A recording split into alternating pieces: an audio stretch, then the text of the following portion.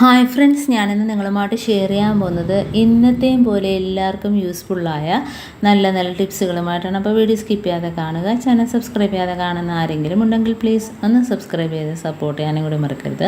അപ്പോൾ നമുക്ക് ഫസ്റ്റ് ടിപ്പിലോട്ട് കിടക്കാം. അപ്പോൾ നമ്മൾ ഇതേപോലെ വള മോതിരമൊക്കെ ഇടാൻ നല്ല പാടാണെങ്കിൽ കുറച്ച് പൗഡർ കയ്യിൽ തൂകിയതിന് ശേഷം ഇതേപോലെ ഇടുകയാണെങ്കിൽ നമുക്ക് വളരെ ഈസി ആയിട്ട് തന്നെ നമുക്ക് വള ഇടാനും മോതിരം ഇടാനും പറ്റും.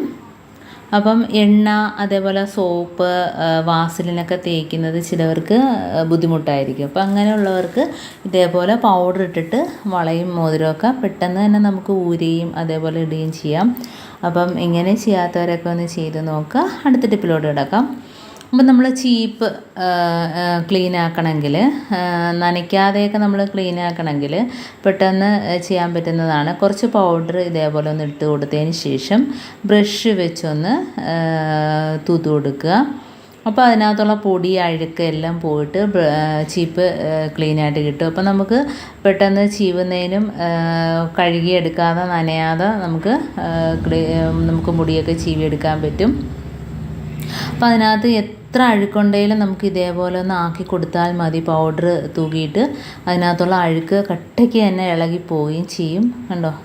അപ്പം ഈ രീതിയിൽ നമുക്ക് ചീർപ്പ്, അതേപോലെ തന്നെ പേൻ ചീർപ്പ് ഒക്കെ നമുക്ക് ക്ലീൻ ചെയ്യാൻ പറ്റും. എന്നിട്ട് ഇതേപോലെ ഒന്ന് തട്ടിക്കുടഞ്ഞെടുക്കുകയാണെങ്കിൽ ചീർപ്പ് നല്ല വൃത്തിയായിട്ട് തന്നെ ഇരിക്കുകയും ചെയ്യും. അടുത്ത ടിപ്പിലോട്ട് കിടക്കാം. നമ്മുടെ സിങ്കൊക്കെ ബ്ലോക്ക് ആകുമ്പോഴത്തേനും പെട്ടെന്ന് ചെയ്യാൻ പറ്റുന്ന ഒരു ഐഡിയ ആണ് നമ്മുടെ കയ്യിലുള്ള ഹാർപ്പിക്ക് ഒഴിച്ചു കൊടുക്കുക. അപ്പോൾ ഹാർപ്പിക്ക് മിക്ക വീടുകളിലും കാണുമല്ലോ.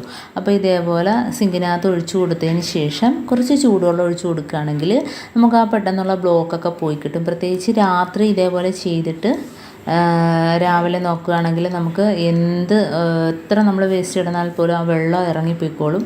അപ്പം ആ ബ്ലോക്കൊക്കെ പോയി കിട്ടും. ബ്ലോക്കിൻ്റെ അതനുസരിച്ച് നമുക്ക് അതിൻ്റെ അളവ് കൂട്ടുകയും ചെയ്യാം. അടുത്ത ടിപ്പിലോട്ട് കിടക്കാം. അപ്പോൾ നമ്മൾ ഇതേപോലെ ചൂലിനകത്ത് നമ്മൾ സെല്ലോ ടേപ്പ് ഇതേപോലെ ഒന്ന് കുറച്ച് ആ തുമ്പ് ഭാഗത്തൊന്ന് ഒട്ടിച്ചു കൊടുക്കുകയാണെങ്കിൽ നമുക്ക് ഫ്രിഡ്ജിൻ്റെ താഴ്ഭാഗത്ത്, അതേപോലെ തന്നെ കുഷ്യൻ സെറ്റ്, കട്ടിലിൻ്റെ അടിയിലൊക്കെ നമുക്ക് അതൊക്കെ നീക്കി തൂക്കുന്നതിനൊക്കെ പാടായിരിക്കും അല്ലേ. അപ്പം അതിനകത്തുള്ള ചിലന്തി ആണെങ്കിലും, ചിലന്തി വല, അതേപോലെ മുടി, നൂലൊക്കെ നമ്മുടെ ഫ്രിഡ്ജിൻ്റെ അടിയിലൊക്കെ കുരുങ്ങി കിടക്കും. അപ്പം നമ്മൾ ചൂല് വെച്ച് തൂത്താൽ പോലും അത് കിട്ടത്തുമില്ല. നമുക്ക് ഫ്രിഡ്ജ് നീക്കി തൂക്കാനൊക്കെ പാടായിരിക്കും. അപ്പോൾ ഇതേപോലെ ഒരു കഷ്ണം സെല്ലോ ടേപ്പ് നമ്മൾ ഇതേപോലെ ചൂലിനകത്ത് ഒട്ടിച്ചതിന് ശേഷം വേണമെങ്കിൽ ഡബിൾ ലെയർ വേണമെങ്കിലും നമുക്ക് അതിനകത്ത് ഒട്ടിച്ചു കൊടുക്കാവുന്നതാണ്. അതല്ലെങ്കിൽ നമ്മളൊന്ന് തൂത്ത് പൊടിയൊക്കെ പറ്റിയതിന് ശേഷം അത് ഒലിച്ച് കളഞ്ഞിട്ട് രണ്ടാമതൊരു ടേപ്പ് ഒട്ടിച്ചു കൊടുക്കാവുന്നതാണ്. അപ്പോൾ നമുക്ക് ഇതേപോലെ കട്ടിൻ്റെ അടിയിലൊക്കെ, ഫ്രിഡ്ജിൻ്റെ അടിയിലൊക്കെ ഞാനിപ്പോൾ തൂക്കുമ്പോൾ ഞാൻ കാണിച്ചു തരാം. അതിനകത്ത് അടിയിലുള്ള നൂല്, അതേപോലെ നമുക്ക് ഇതേപോലെ ചിലന്തി വല, ഫാനിലൊക്കെ ചിലന്തി വലൊക്കെ ഉണ്ടെങ്കിൽ നമുക്ക് ഇതേപോലെ അടിക്കുകയാണെങ്കിലും എല്ലാം അതിനകത്ത് പറ്റി പിടിച്ചിരിക്കും. അപ്പോൾ നമുക്ക് വളരെ ഈസി ആയിട്ട് തന്നെ അത് ഒളിച്ച് കളഞ്ഞിട്ട് വീണ്ടും പൊടി ഉണ്ടെങ്കിൽ നമുക്ക് ഇതേപോലെ ഒട്ടിച്ചു കൊടുത്തതിന് ശേഷം ഇതേപോലെ ആക്കും. അപ്പോൾ അതുകൊണ്ട് ഫ്രിഡ്ജിൻ്റെ അടിയിലൊക്കെ നമുക്ക് ഇതേപോലെ എടുക്കുകയാണെങ്കിൽ കണ്ടോ, മുടി, നൂല് എല്ലാം അതിനകത്ത് കയറിപ്പറ്റും. അപ്പോൾ നമുക്ക് ഫ്രിഡ്ജ് മാറ്റാതെ തന്നെ ഫ്രിഡ്ജിൻ്റെ അടിയിൽ നല്ല രീതിയിൽ ക്ലീനായിട്ട് കിട്ടും. ഒന്നും തന്നെ അതിന് അടിയിലൊന്നും കിടക്കത്തില്ല. ഇതേപോലെ ചെയ്താൽ ഫ്രിഡ്ജിൻ്റെ ആ കാൽഭാഗത്തൊക്കെ ചുറ്റിയിരിക്കുന്നതെല്ലാം കണ്ടോ ഇതേപോലെ ഇങ്ങ് വരും. ഇപ്പോൾ നമ്മൾ ഇതേപോലെ ടേപ്പ് വലിച്ചു കളഞ്ഞതിന് ശേഷം അടുത്തത് വീണ്ടും ഒന്നുകൂടെ ഒട്ടിച്ചു കൊടുത്താൽ മതി. ഇനി നമ്മുടെ കയ്യിൽ ഇതേപോലത്തെ ബ്രഷ്, നമ്മളിതേപോലത്തെ ചൂലുണ്ടെങ്കിൽ, ഈ പ്ലാസ്റ്റിക്കിൻ്റെ ഈ ചൂലുണ്ടെങ്കിൽ നമുക്ക് ഒന്നുകൂടെ എളുപ്പമായിരിക്കും കേട്ടോ. അപ്പോൾ ഇതേപോലെ നമ്മൾ തുമ്പ് ഭാഗത്തായിട്ട് ഇതുപോലെ ഒന്ന് ഒട്ടിച്ചു കൊടുക്കുക. എന്നിട്ട് നമുക്ക് ചിലന്തി അടിക്കുന്നിടത്തും, അതേപോലെ സോഫ സെറ്റിൻ്റെ അടി, കട്ടിൻ്റെ അടിയിൽ ഒക്കെ ഇത് വെച്ചിട്ട് തൂത്തെടുത്താലും നല്ല രീതിയിൽ തന്നെ മുടി, അഴുക്ക്, മണ്ണ് എല്ലാം ഇങ്ങനെ വരും. അപ്പോൾ എന്നും നമ്മൾ തുടയ്ക്കേണ്ട കാര്യമില്ല. അപ്പം നമ്മൾ ഒരു ദിവസം 2 ദിവസം തുടയ്ക്കാതെ തന്നെ നമുക്ക് ഈ രീതിയിൽ ക്ലീൻ ചെയ്തെടുക്കാൻ പറ്റും. ഇപ്പോൾ ഫാനിൻ്റെ അതിനകത്തുള്ള പൊടി, ലീഫിനകത്തുള്ള പൊടിയൊക്കെ ആണെങ്കിലും, ചിലന്തി വലയാണെങ്കിലും എല്ലാ മാറാലകളും നമുക്ക് അതിനകത്ത് ചുറ്റിയും എടുക്കാൻ പറ്റും.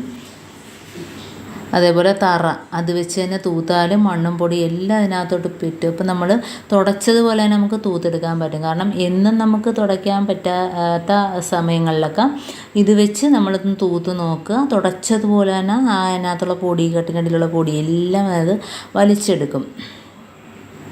അപ്പോൾ ഇതേപോലെ ലൈറ്റിൻ്റെ ഇടയിലൊക്കെ ഉണ്ടെങ്കിലും അതേപോലെ തൂത്തെടുക്കാൻ പറ്റും. ഉണ്ട് നമ്മുടെ കുഷ്യൻ സെറ്റിൻ്റെ അടിയിലും എല്ലാം ഉണ്ട് നല്ല രീതിയിൽ മുടി അതിനകത്ത് പറ്റിയിട്ടുണ്ട്. മുടി പൊടികളൊക്കെ അതിനകത്ത് പറ്റിയിട്ടുണ്ട്. അപ്പോൾ നമ്മൾ തുടയ്ക്കാൻ വയ്യാത്ത അവസരങ്ങളിലൊക്കെ ഇതേപോലെ ഒന്ന് ചെയ്ത് കൊടുക്കുക.